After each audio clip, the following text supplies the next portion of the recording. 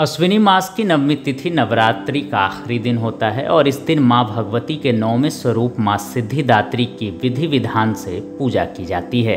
यदि आप पूरी नवरात्रि मां दुर्गा की पूजा या व्रत न कर पाए हों तो आपको इस दिन आप शक्ति की साधना करके माता का आशीर्वाद प्राप्त कर सकते हैं। हिंदू मान्यता के अनुसार मां सिद्धिदात्री की पूजा कष्ट और बाधाओं को दूर करके सभी काम को सिद्ध करने वाली मानी गई है। हिंदू मान्यता के अनुसार मां सिद्धिदात्री 4 भुजाओं वाली हैं, जिनमें से एक हाथ में उन्होंने गदा और दूसरे हाथ में चक्र धारण किया हुआ है। उनके तीसरे हाथ में कमल का पुष्प और चौथे हाथ में शंख रहता है। मां सिद्धिदात्री देवी दुर्गा के समान सिंह की सवारी करती हैं। शारदीय नवरात्रि की नवमी तिथि पर मां सिद्धिदात्री की साधना आराधना करने के लिए साधक को सूर्योदय से पहले उठकर स्नान ध्यान करना चाहिए। इसके बाद मां सिद्धिदात्री की साधना और व्रत का संकल्प लेना चाहिए।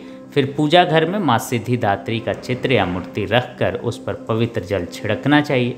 इसके बाद मां दुर्गा के 9वें स्वरूप की पुष्प, रोली, चंदन, अक्षत, धूप, दीप, फल, मिष्ठान, नारियल, चुनरी आदि अर्पित करने के बाद मां सिद्धिदात्री के मंत्र का जप करते हुए उनका ध्यान करना चाहिए। नवरात्रि के 9वें दिन देवी सिद्धिदात्री को उनका प्रिय भोग यानी हलवा, पूड़ी, चना आदि लगाना चाहिए। इसके अलावा आप खीर, नारियल, सफ़ेद मिठाई या फिर मौसमी फल का भी भोग लगा सकते हैं।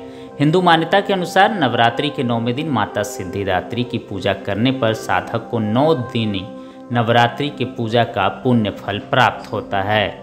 देवी कृपा से उसके सारे कार्य समय पर मनचाहे तरीके से सिद्ध होते हैं और पूरे साल उसके जीवन में सुख सौभाग्य बना रहता है।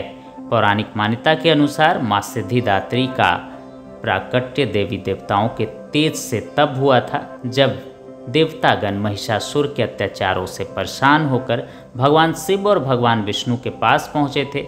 इसके बाद देवताओं के तेज से मां सिद्धिदात्री प्रकट हुई।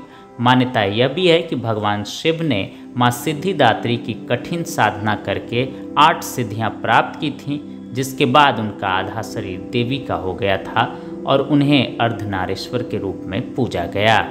अष्टमी और नवमी तिथि के दिन कन्या पूजन करना बेहद शुभ माना जाता है। धार्मिक मान्यताओं के अनुसार 10 वर्ष तक की कन्याओं की पूजा करना अति पुण्यदायक माना जाता है। कन्याओं के साथ एक बालक की भैरव बाबा के रूप में भी पूजा की जाती है।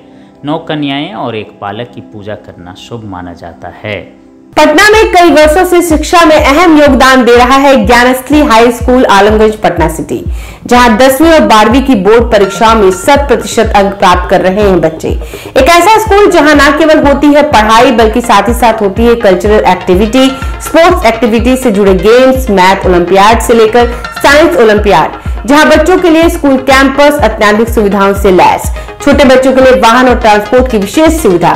तो देर किस बात की, आज ही कराएं अपना नामांकन Gyansthali high school Alamganj Patna city में, जहां नामांकन की प्रक्रिया जारी है। संपर्क करें पुलिस चौकी Alamganj main road near Alamganj थाना, पटना, बिहार 800007।